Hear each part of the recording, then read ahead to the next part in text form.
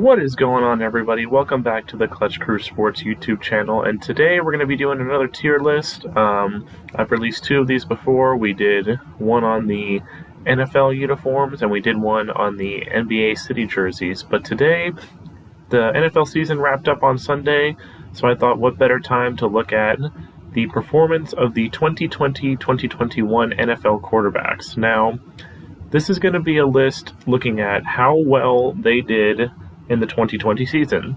This is not going to be an evaluation on how good of a career they've had, how good of a future they might have, how they're looking right now. This is just going to be an evaluation of how they played in the 2020 season.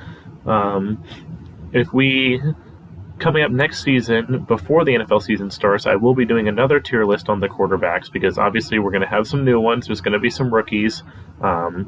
Gardner Minshew down here is not going to be quarterbacking for the Jaguars next season, barring some ridiculous injury or freak thing that happens to Trevor Lawrence. There will be no Gardner Minshew next year. So this is just going to be how they did on the 2020 season, in my opinion.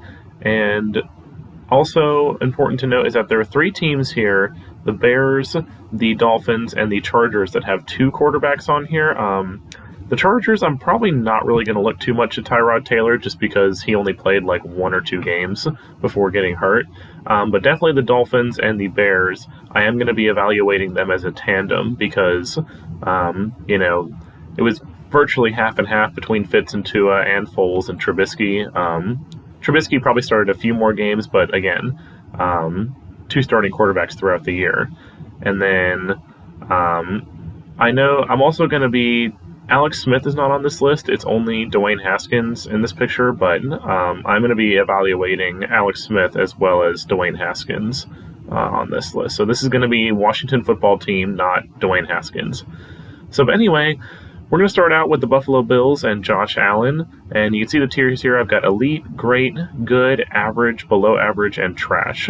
So starting off with Josh Allen, we are going to put Josh Allen if he can move. We're going to put Josh Allen in the elite tier, starting right off with a bang. Like I said, this is just based on his 2020 performance. This isn't based on, this isn't saying that, Josh Allen's an elite quarterback now. He still needs a couple good seasons to prove that. But this is based on how he did in the 2020 season. And, Josh Allen was a borderline MVP candidate. He took a huge leap from last year to this year. He had... Up until this season, he had not had a single 300-yard passing game, and he came out and he had, I don't remember exactly how many he had, but he had a lot this year. And like I said, he was right there in the MVP conversation. He kind of had a slump in the middle of the season when they had those games against Tennessee and against KC, which honestly, had it not been for that slump, he probably would have won the MVP over Aaron Rodgers. So definitely an elite level season for Josh Allen. So moving on to the Chicago Bears with Mitchell Trubisky and Nick Foles, we're gonna put this in the average tier. Both of them kind of showed some signs of good play. Nick Foles, really his highlight of the season was beating Tom Brady and the Buccaneers.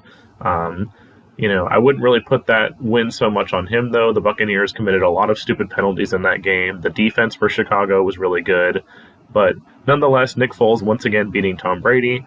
But Mitchell Trubisky, he definitely had some good moments towards the end of the season, especially when the Bears were trying to get into the playoffs. Mitchell Trubisky really stepped up and played better.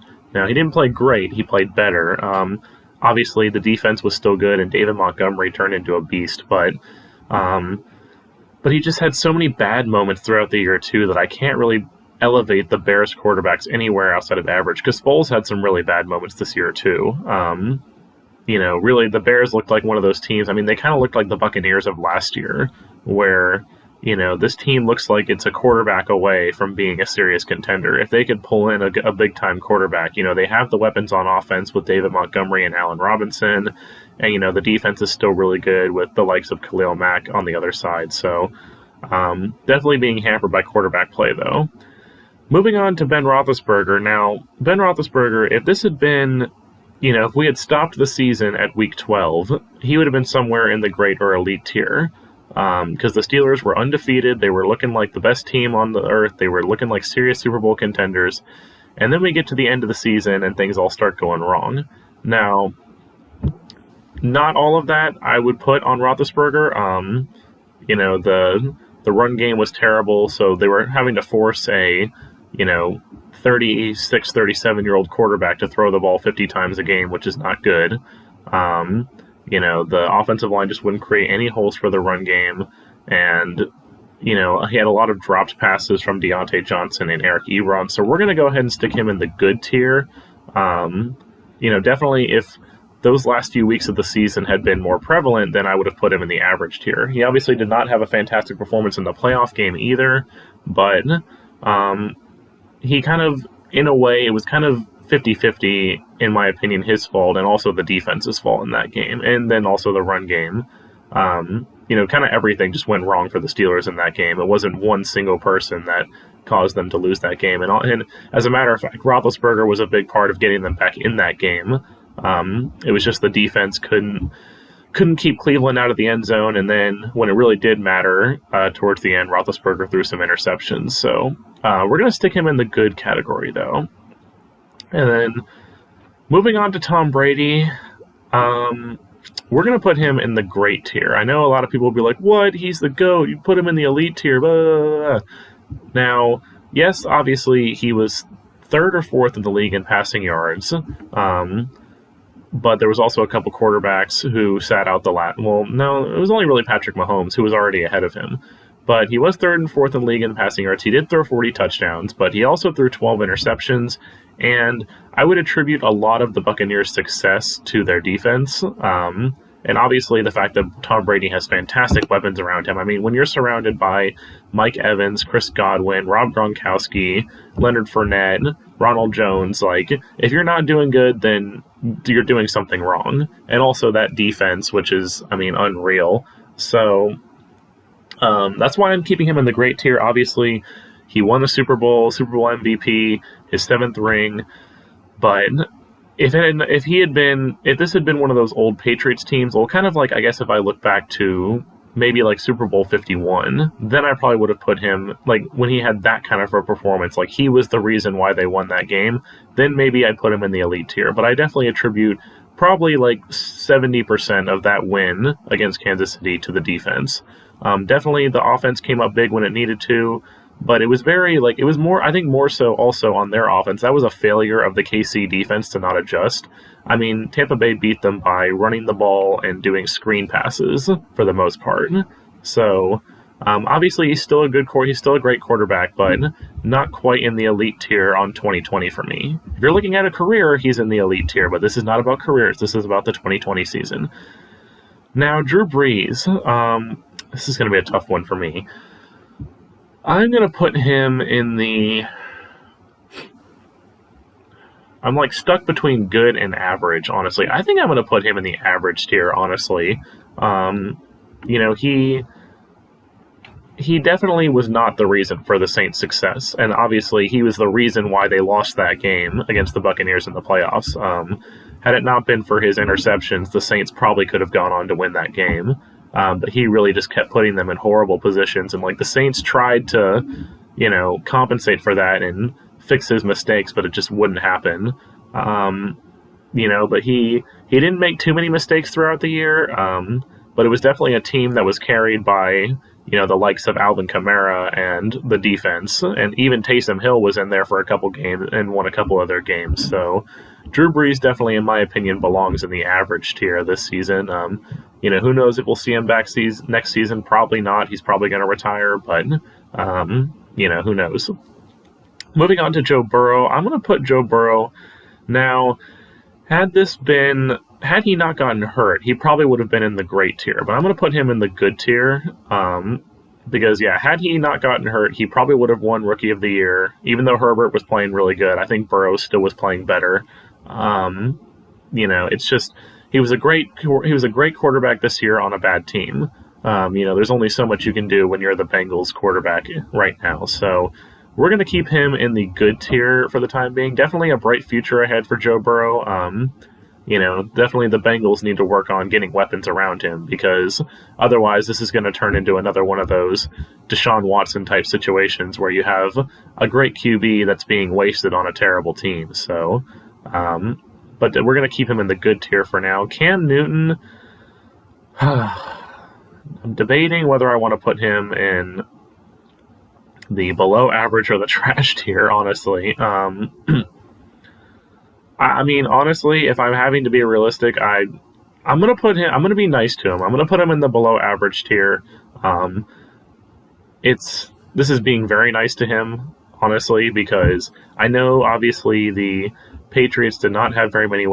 He's going in the trash tier. The Patriots, although they didn't have very many weapons, he was definitely not helping of their situation. I mean, he was a one-dimensional quarterback. There was memes all over Facebook about, after Patriots games, oh, this is the Patriots playbook, quarterback draw, quarterback draw, quarterback draw. Like, he couldn't do anything else except quarterback draw. So, definitely not a good season for Cam Newton. I wouldn't say he's the sole reason why the Patriots suffered this year. I definitely think, they had a lot of opt-outs on the defensive side and also a lack of weapons on offense. You can honestly put the Patriots season in the trash tier for their standards. But yeah, we're going to put Cam Newton in the trash tier. Derek Carr. I'm going to put Derek Carr in the... I'm going to put him in the good tier, mainly because I think I'm going to equate more of the Raiders' failures to their defense, which you're actually going to see here on the next guy too. He had his good moments. He had, definitely not enough to convince me that Derek Carr is still the future and the quarterback for the Raiders. It's not enough to convince me of that yet, but I definitely think he belongs in the good tier.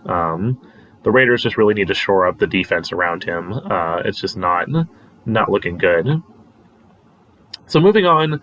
So like I said, I'm not really going to talk about Tyrod Taylor here, but Justin Herbert definitely goes in the great tier. Rookie of the year. He looked great on a terrible team. The Chargers, they had so many close losses, and it was definitely a reason because of their defense. Their defense just could not stop anybody. Had no help for Justin Herbert on the defensive side of the ball in what was otherwise a fantastic rookie year for him. I don't think anybody expected this out of him either. I think, obviously we all expected Joe Burrow to do pretty good. I think a lot of people, not myself, I did not think Tua was going to do good. But a lot of people expected Tua to do good. Not really many people were giving Justin Herbert a chance, and I think he really came out and proved everybody wrong with his season this year, rookie of the year. I mean, he had pretty well identical stats to Patrick Mahomes' rookie year, except the only difference was the win-loss record. He put up the same kinds of numbers. He put up not Patrick Mahomes' rookie year, I should say, Patrick Mahomes' first season as a starter. He put up very close numbers to that, but he just, the Chargers didn't have a defense, and that's why the win-loss record was bad. So definitely going to put him in the great tier. Kirk Cousins, we're going to put Kirk Cousins in the below average tier. I was thinking average, below average, but really the Vikings, there's no excuse for this Vikings team as to why they missed out on the playoffs, other than really quarterback play. Dalvin Cook was fantastic. You've got a wealth of receivers with Adam Thielen and Justin Jefferson, both really good. And really it just comes down to the quarterback in that situation. The defense was solid. They weren't fantastic, but they were solid. There's no reason why they shouldn't have made the playoffs. Everyone was expecting them to make the playoffs, going into this season. A lot of, if you just go back and look at a lot of our Clutch Crew Sports predictions for the NFC North, 3 out of the 4 of us had Minnesota winning the NFC North, and to come out of it in third place is definitely below expectations for the Minnesota Vikings, and I put most of the blame on Kirk Cousins. Moving on to Dak Prescott now. Dak Prescott, we're going to put him... Now, I'm sure a lot of people should say that he should be in the elite tier because, look at these numbers. He would have been on pace for 5,000 plus passing yards and 50 touchdowns. How is he not elite? I'm going to put him in the good tier because the games he did play in, yes, he looked great, But a lot of that, in a lot of those situations, it was because the Cowboys had gotten off to a really, really bad start. And in some cases, were down by like 24 or more points. And, it's pretty easy to be putting up all those big stats when the other team is sitting back playing soft defense, playing prevent defense, and all they're really trying to do is keep you out of the end zone. And garbage time stats were like the majority of his good stats. Because if you look at his stats during the game when, before they got down by 20 plus, they were good, but they weren't fantastic. They weren't like, the level of these stats that people have been saying he's elite for. It's just, to me, it's really easy to look at stats and think they're fantastic when they come in garbage time. But you have to realize, oh, wait, these are garbage time stats. These are not, true in-game stats. They're garbage time stats. So Dak Prescott sitting in the good tier.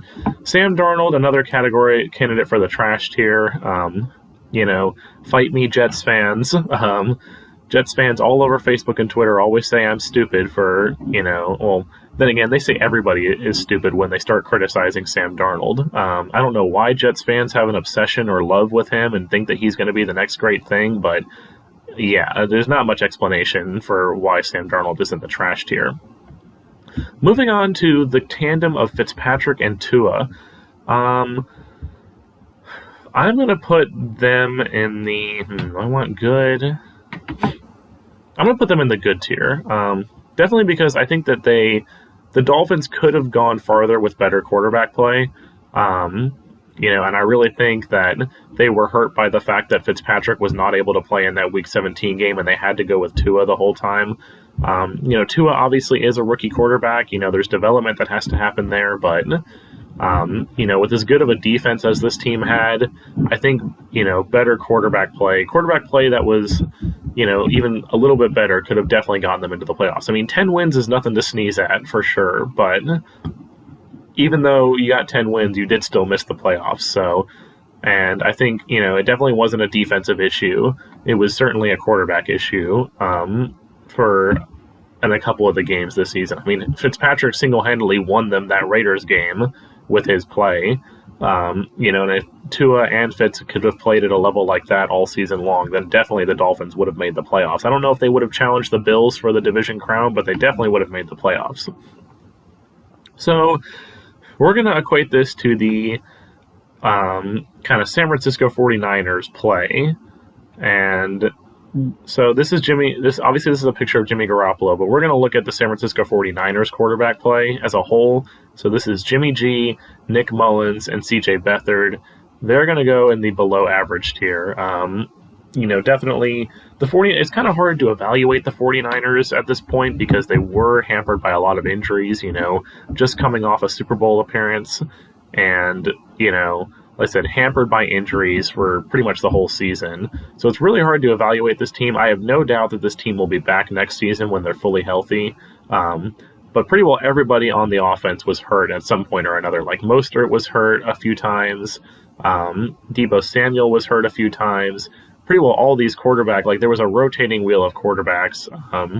Brandon Ayuk got hurt at one point. Like everybody was hurt at some point on this 49ers team.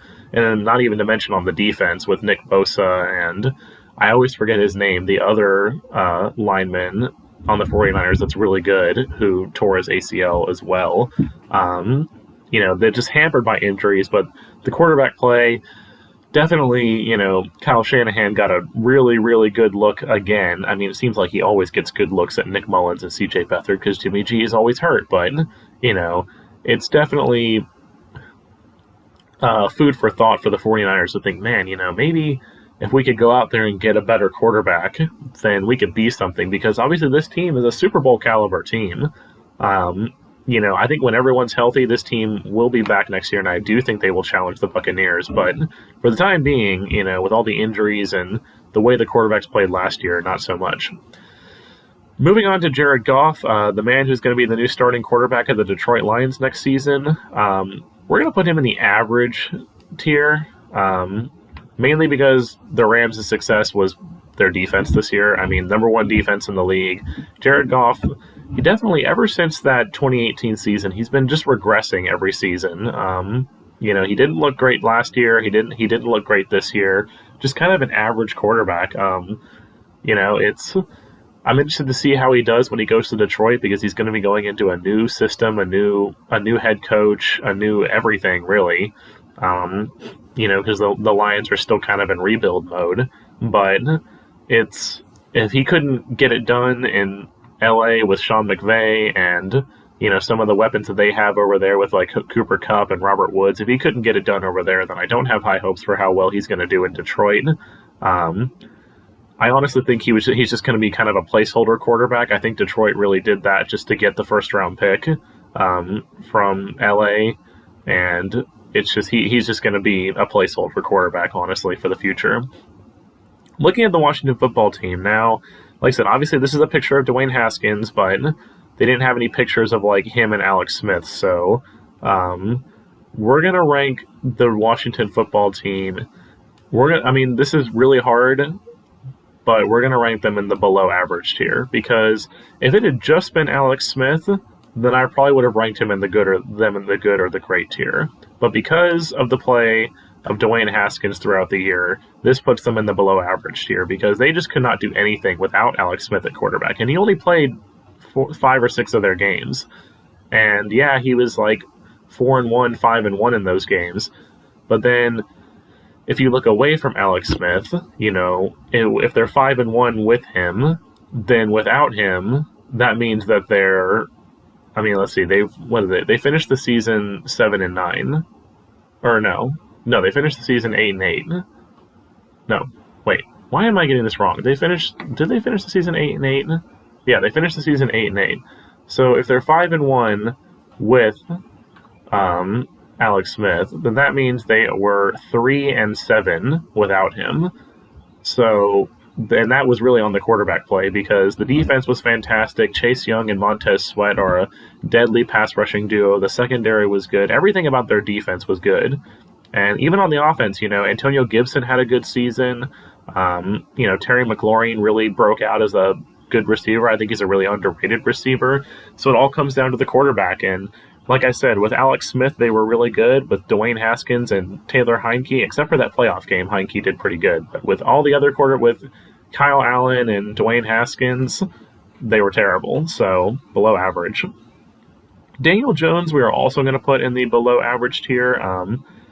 Just another woeful season for the Giants. They could have made the playoffs, but I think a lot of it, again, was down to Danny Dimes.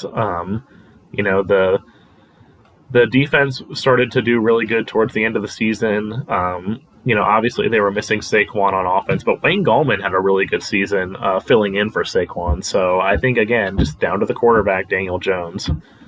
Lamar Jackson. We're going to put Lamar Jackson... Do I want to go great or good? Something in my nose. We're going to put Lamar Jackson in the good tier, just because I think he regressed. I don't think there's any question that he regressed from last year to this year.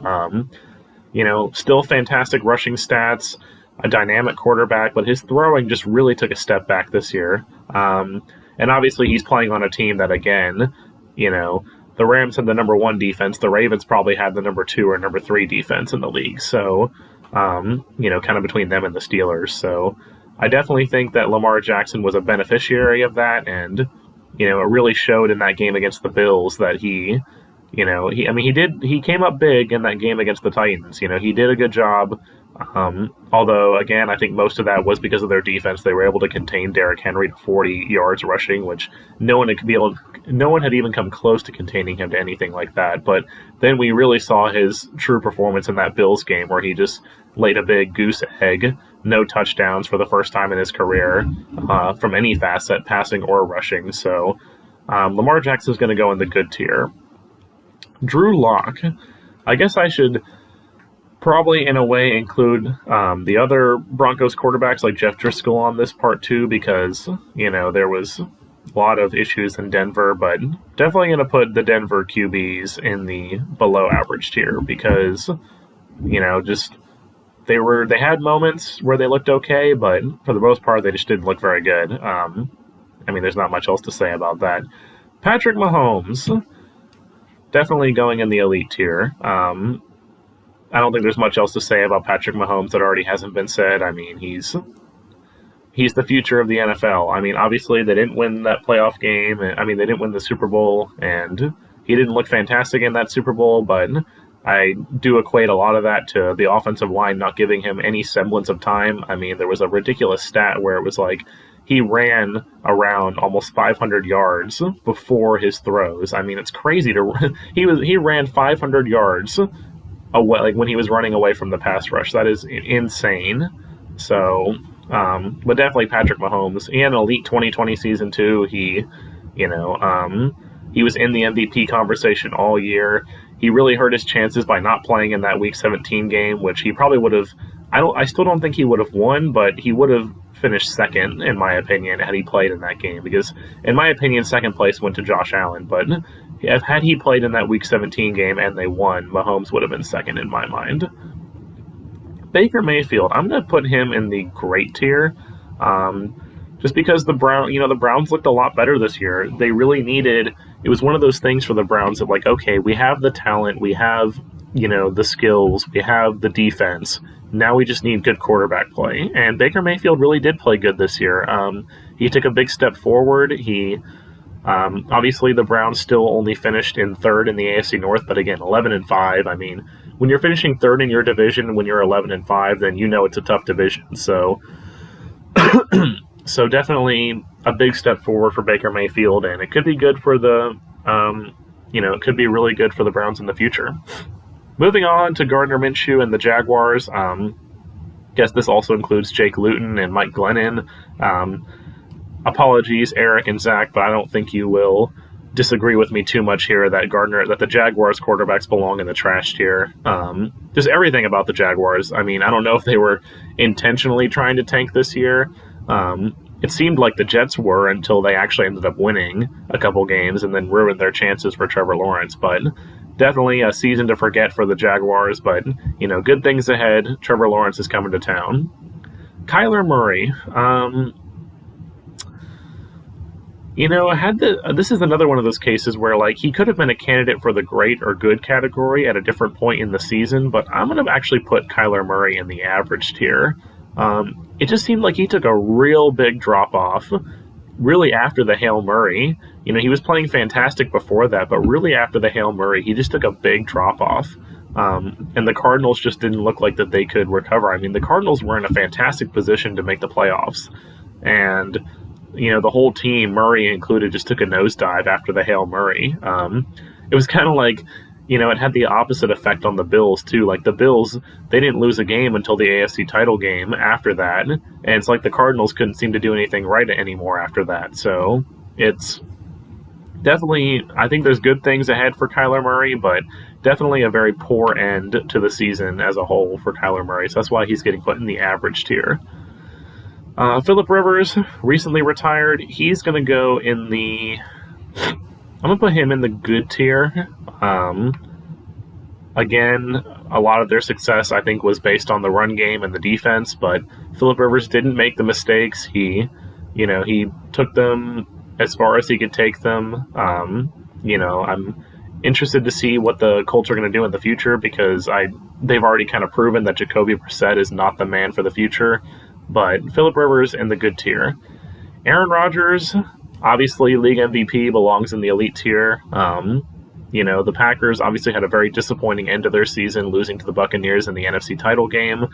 The Packers, it just seems like Rodgers, he can't get back to the Super Bowl after, that 2010 victory. The Packers just seem to always fail at the big times. So, but if we're just looking on the season as a whole, the league MVP definitely belongs in the elite tier. Matt Ryan.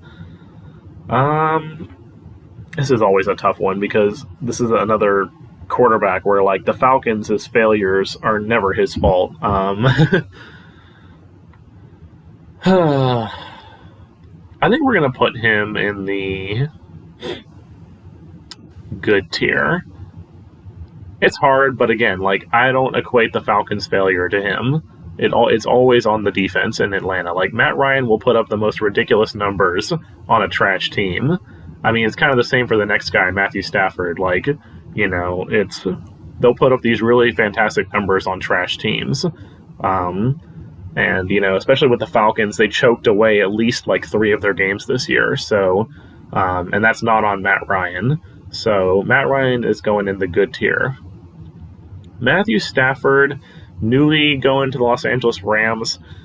I'm probably going to put him in the average. No, I'm going to put him in the good tier. Again, because the defense was a lot of the issues for Detroit this year. Pretty well everyone in their secondary was hurt at one point or another. And it's just, again, a good quarterback on a terrible team. Teddy Bridgewater, we're going to put in the average tier. He definitely had moments this year where he looked like he belonged in the good or great tier, and he also had moments where he looked like he belonged in the below average tier. So we're going to stick it with the middle and put him in the average tier. Not a fantastic season for Teddy Bridgewater and the Panthers, but, definitely something to build on. And I don't know if he's going to end up being the future in Carolina or not, but, he's still there for the time being. They haven't made a trade for anybody yet. So for the time being, Teddy Bridgewater is the quarterback. Moving on to Ryan Tannehill, we're going to put him in the good tier as well. Well, yeah, we're going to put him in the good tier because I do think he had a better season than he did last year, and I don't think he gets enough credit for, how good the Titans were this year, because that Titans defense was atrocious. I knew as soon as they went into the playoffs against the Ravens, I was like, there's no way they're going to win a playoff game with that defense. Especially against the Ravens and their fantastic run defense. I was just like, I knew it wasn't going to happen. Obviously, Derrick Henry was the main reason for their success this year, rushing for over 2,000 yards. But I think, like I said, Ryan Tannehill, I think, had a very underrated season. I don't think people gave him enough credit for the Titans for where they were. Obviously, he wasn't the main reason. The main reason was definitely Derrick Henry, but Ryan Tannehill definitely contributed as well. Deshaun Watson, we're going to put in the great tier, a gem on a terrible team. I mean, this is kind of familiar territory for a couple of these guys like Matt Ryan and Matthew Stafford, and especially it's true with Deshaun Watson, a gem on a terrible team.